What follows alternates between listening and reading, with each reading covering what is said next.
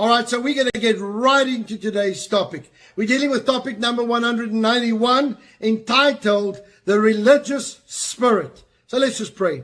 Lord, we come before you right now, and I thank you, Lord, that as we come around your word, Lord, that its gift of revelation will flow in understanding.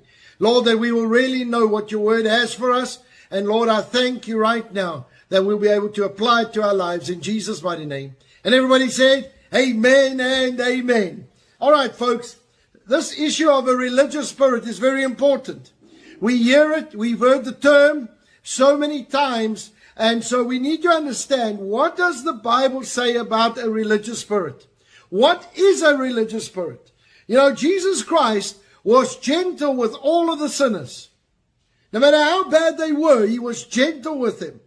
But when it came to that religious spirit, he took that thing head on.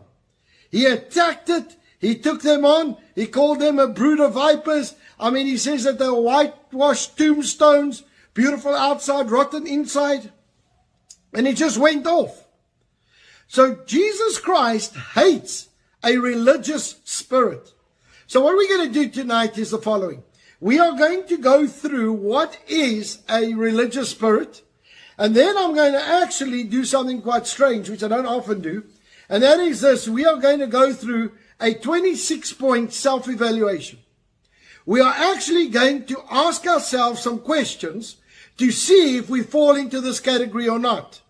You see, it's really important that we evaluate ourselves and be honest. Because if you are in this thing, and you are in this operation or in this category, we need to repent. We need to be careful, and we need to be making sure that we do the right thing. All right, so let's get into it. Firstly, all right, the term religious spirit does not appear in the Bible. So I'm going to look for a reference for it. It is literally a group of actions and things which we're going to help you now with. This forms a religious spirit. So whenever we speak about a religious spirit, it is not something you just go cast out. Okay? It's basically somebody who is operating very religiously, but not being led by the Spirit of God. And so I want to just say one thing. When you see two people do the same thing, you will not know if it's a religious spirit or not, because it has to do with their heart. Why are they doing it?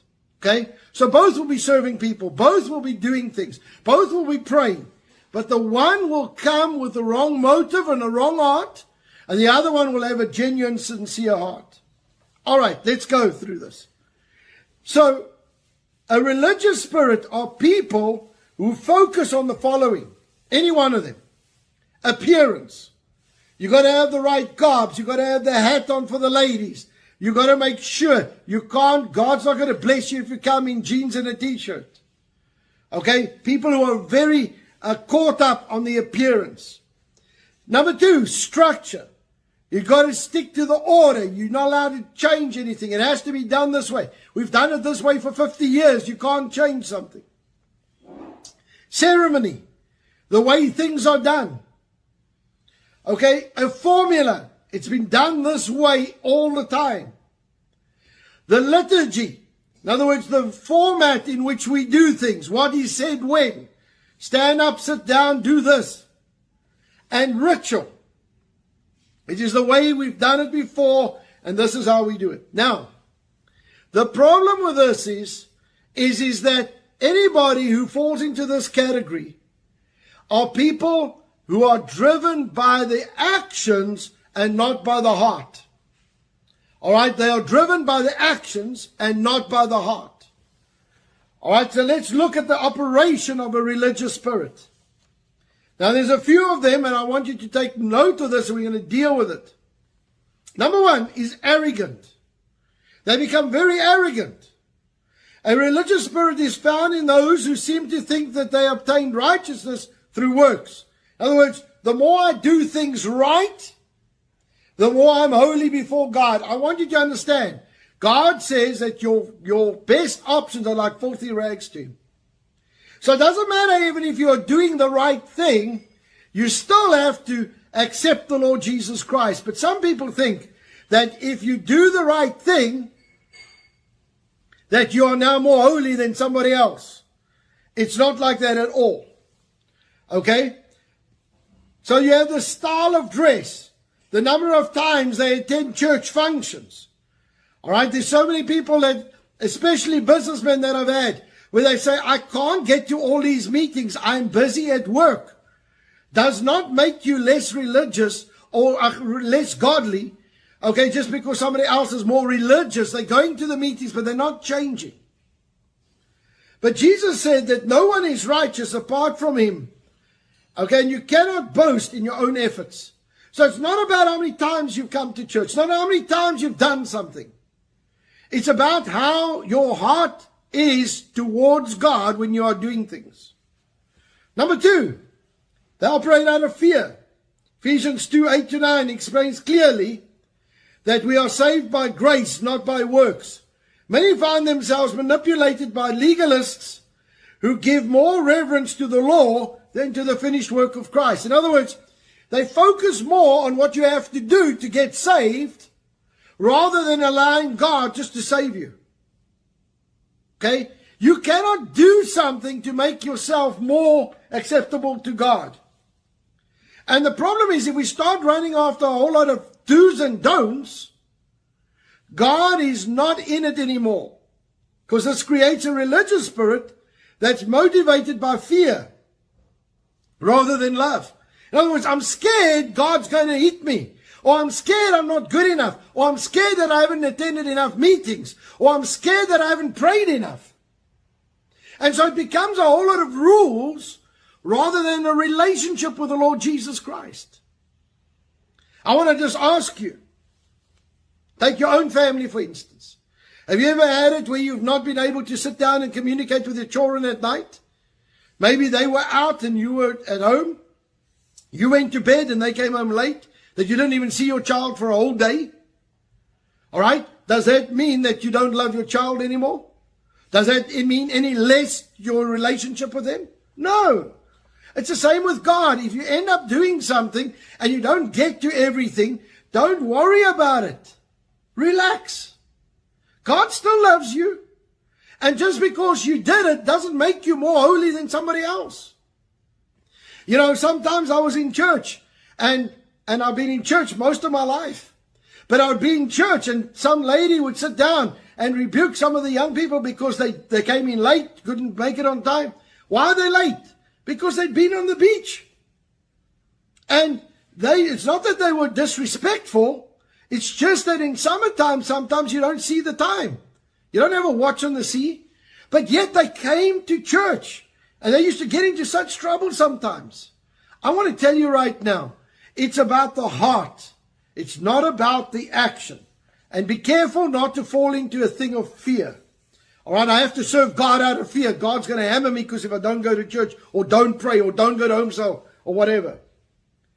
Number 3, it's tradition. We've done this all the time, so we're going to keep on doing this. It's an agent of Satan assigned to prevent change and maintain the status quo using religious tools. In other words, they keep the same. 50 years down the road, you go to that church, it's exactly the same. With the same rituals and the same things happening. These religious tools can include a lot of rules made by man and not a God. You know, they've got all sorts of rules, and you can't find the rules in the Bible. Now, I understand if you set rules around the word and say this and this is how it's done.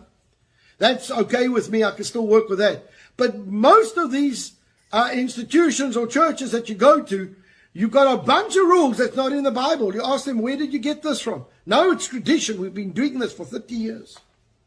Be careful, because that's going to lead you down a religious spirit. It's going to bring you into a bondage that God never intended us to be. How does God want us to be? He wants us to be led by the Spirit of God. God says that He will write the 2 commandments. Love God with all your heart and love your neighbor as yourself. Okay? Those 2 commandments are written on your heart. Anything else, God's going to prompt you and show you that's wrong. Come on. Every one of us, if we do something wrong, you know you're doing it. There is a prompting, there is a thing inside of your heart when you know it's wrong. Okay? Then the 4th thing, how it operates, well, there's a few more, but the four main ones, is you end up being deceived. A religious spirit tends to get you to the place, all right, of holding so strong and so long to the traditions rather than to save a person. The Bible, however, clearly states that no man or woman comes to the Father through Jesus. The church bylaws and practices and traditions are man-made and serve no one. In other words, some people, some places, you can only accept the Lord Jesus Christ if you've done this or you've done that. There's some rules that make it. Be careful, you end up being deceived. The Bible doesn't say any of this. And we're doing things that's not in the Bible, and yet we call that godly. I often challenge leaders in churches whether we do things godly or not. Do we really do this thing godly? Is it really of God? Because we need to know that whatever we do is in the Word and it's biblical. I don't want to do it out of custom. I don't want to do it out of tradition. There's some very nice traditions that you might have, but if it's not in the Bible, you cannot put it down as a documented thing to do. All right? Now, this is the problem that happens when you start going down this road. Where you start implementing a whole lot of rules and a whole lot of systems. Okay, some of them are in the Bible, but you're making it all legalistic. You better or else. You end up doing this. You have a form of godliness and you don't have the power of God anymore. In 2 Timothy chapter 3 verse 5, it says, having a form of godliness but denying its power. And it actually says, from such people turn away. Don't even be associated. Now, where you sit down and you just do it out of ritual and you do it out of habit. And you say, God, there's no life in this thing anymore. I want to say this to you, even in praying in the morning. You know, I pray every single day. Probably in the night hours, whatever. But I have to catch myself and say, God, am I just doing this out of ritual? Am I just doing this because of a little riddle or something that we say all the time? You know, I remember having grace. And when we used to say grace, there was a little ritual that we used to say. Or a little, I don't know what you call it, little poem or whatever you want to call it. And we're going to be careful that our prayers don't just become that. I pray for my family every day, so it's just not another thing. You actually have to engage in this thing and say, God, I'm actually praying for my family. God, I don't want this thing to become a form of godliness and there's no power behind this.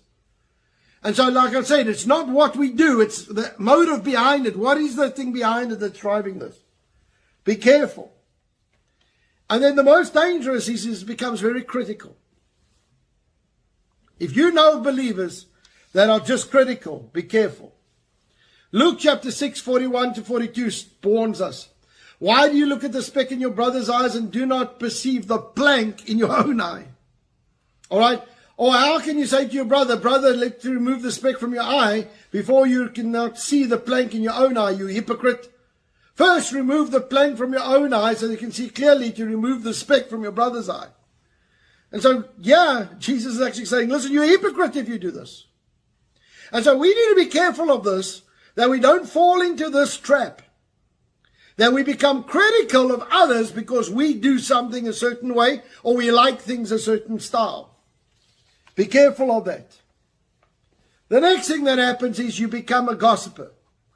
Gossip becomes quite a significant thing in this. In John chapter 3 John chapter 1 verse 9 to 11. I write to the whole church, but Demetrius, who loves to have preeminence amongst them, does not receive us. Therefore, if I come, I will call to mind his deeds, which he does, prating against us with marvelous words. And not content with that, he himself does not receive the brethren and forbids those who wish to be putting them out of the church. So he puts them out of the church if they don't follow his rules. Beloved, do not imitate what is evil, but what is good. He does what is good to God, but he does evil, has not seen God. Now I want you to see. The gossip spreads out of these things, which created an action and created that people were being ostracized out of the church and they weren't received because they were Christians. I want you to know, God is not going to tolerate this. He's going to come against us if we are practicing this just as much as he came against the religious Jews. Because God is looking for a relationship. He's not looking for a bunch of rules and rituals. He's looking for you to hear his voice and be obedient. Now, there is order in a church. I'm not saying go and have chaos and just do what you want. There's still order, godly order. But while we're in that order, we can enjoy God's presence and we can see the Spirit of God flow in our lives. The next one that comes out of this, if you follow this, is you want to be seen. In Luke chapter 18, verse 9 to 14, it says this. Also he spoke this parable to some who trusted in themselves, and they were righteous and despised others. 2 men went up to the temple to pray, one Pharisee and the other tax collector. The Pharisee stood and prayed, thus with himself. God, I thank you that I'm not like the other men, extortioners, unjust, adulterers, or even this tax collector. I fast once a week. I give tithes of all my possessions. In other words, he's saying who he is. And the tax collector standing afar off would not as much raise his eyes to heaven, but beat his breast, saying, God, be merciful on me, a sinner. I tell you, this man went down to the house justified rather than the other. For himself who exalts himself will be humbled, even he who humbles himself will be exalted. In other words, they want to be seen. I am the person in charge. I am the person doing this. Be careful, because it's going to turn on you. All right? We need to understand that. Okay. And the last point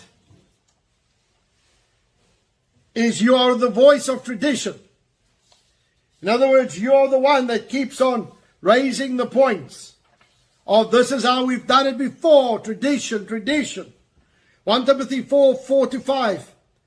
It says, for every creature of God is good, and nothing is to be refused if it's received with thanksgiving. For it is sanctified by the word of God and prayer. In other words, sometimes things are going to change. It's not the way it was always done. Sometimes God comes and introduces something new. We need to be open to what God wants to do. It doesn't happen the same way every time. I don't know what God's going to do when I go into a service, because I don't know which direction he wants to go. I prepare. I'm ready to go in a direction which God wants me to go. But if there's a shift, I go with the shift. Okay, and we go with what God is doing. So what I want us to do right now is this, in a nutshell, summary. A religious spirit deals with words, traditions, self-awareness, and tries to set up a system of a tradition or a structure that it can be controlled. And not allow God to work in the people, and not allow God to work in you. Okay? So now I'm going to go through 26 points of a self-evaluation. You need to decide and answer truthfully if this affects you or not. All right? So let's go. Number 1. We'll often see their primary mission as the tearing down of whatever they believe is wrong. Is it your mission to go and tear down what you perceive to be wrong? Do you do that? If you do that, you are heading towards a religious spirit. Number 2, we'll be unable to accept rebuke, especially from those they judge to be less spiritual than themselves. This is tough. Somebody comes to you and says, listen, what you're doing is wrong. Here's the scripture, whatever. They will not take that rebuke because they think that they're more spiritual than that person. Now, obviously, they'll take rebuke, or so-called make out they take rebuke from a leader. But what happens if it's from somebody who's not that spiritual? Do you know how many times my own children have rebuked me? You know how many times my children have come to me and said, Dad, what you did there was unscriptural or wrong? That I actually physically had to go repent. Sometimes I might have lost my cool. Sometimes I said something ugly. Sometimes I've been critical. Sometimes I've been judgmental. And I'll say, you don't do that, Dad. I want to tell you right now, we need to be open for this teaching and be able to be rebuked if we need to be. All right, 3, they'll have a philosophy of, I will not listen to people, but only to God. I don't need man to tell me. God will teach me what I need to be taught. Yeah, sure. Right, the Bible's full of you submitting to your leaders and being taught by your leaders. Okay? Number 4, we'll be inclined to see more of what is wrong than what is right with other churches and people. Do you go around and rebuke other churches, say, well, our church is better than that one. Our group is better than that one. Look at this, we're better than that one. Be careful, because you don't know what that church was called to do. See, that just shows a lack of understanding. It shows a lack of insight. It shows a lack of what God is busy doing in the nations. But if you fall into that, start repenting. Number 5, will be subject to overwhelming feelings of guilt if they can never measure up to the Lord's standards. You're guilty if you don't go to church. You're guilty if you don't get to a meeting. And I'm not saying stay away from church. Don't misunderstand me. We need to be together, however way we are, in a fellowship groups or whatever it is. Get together and pray and stand together. That's not the problem. But do you feel guilty if you can't make it? Then there's something wrong. Number 6, we'll keep score in the spiritual life. Don't keep score. There'll be times when you're going to go through a famine. There'll going to be times when you're going to go through with abundance. It's part of life. You're going to have highs, you're going to have lows. Don't keep score. Number 7, we'll believe that they have been appointed to fix everyone else. You are not appointed to fix anybody else. That's Holy Spirit's job. You are appointed to love. You're appointed to show mercy and grace towards others. That's it. We'll have leadership style that is bossy, overbearing, intolerant of weakness or failure in others. You know, it's my way or the highway. It's ungodly. Don't go down that road. Okay, repent if that's your style. We'll have a sense that they are closer to God than others, or that their lives or ministries are more pleasing to Him than others. You have no idea what God's doing with somebody else. Stay away. Let God deal with them if they're wrong. It's not your place to judge it, to look at it, evaluate it. God will sort them out.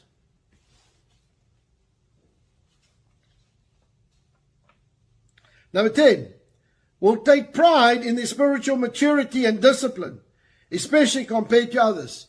Yeah, look at this. I pray 5 times a day. I do this. I do that. And they'll take pride in their maturity. Listen, the Bible says the more mature you are, the more you're supposed to be a servant. You're supposed to be serving. The more you know, you're supposed to be helping others to get to know what you know. Don't take it as an arrogant thing. You are coming as a servant leader. Number 11, will believe that they're always on the cutting edge of what God is doing. They believe if God will work in their city, it'll only be through them first. And I mean, I've seen that many times. All right? And I want to make this very clear. There's some people who sit down and keep on saying, God's going to show us first and take us first. No, He's not. We are just one of the flows in the nation, and one of the guys who said, listen, I'm prepared to go and help. We are not going to be the first in everything. Not a chance. So please don't get that thing in your heart to say God's going to use you first and you're more mighty and more powerful than anybody else. We'll have mechanical prayer life. We'll feel relief when they finish their prayer list. In other words, that they'll pray and they'll say, okay, now I've prayed. But the question is, like I said earlier, are you actually connected in that prayer? Are you actually praying that thing through? Or are you just repeating a parrot phrase and just like a parrot just go through it and say, yeah, hey, I'm blessed. I did this. Be careful of that. We'll do things in order to be noticed by others. Are you doing it so that others can notice what you're up to? We'll be overly pulsated by emotionalism. In other words, you'll be offended by people who are excessively emotional. Say, hey, calm down, calm down. No, let them be emotional. David was emotional. All right, if they want to express the way that they love the Lord, leave them. Let them do their thing. We'll use emotionalism as a substitute to work for the Holy Spirit. In other words, all right, they will fake. They will fake the manifestations to look good. If we're praying for people and falling down is the in thing, then everybody's going to just pretend they're faking.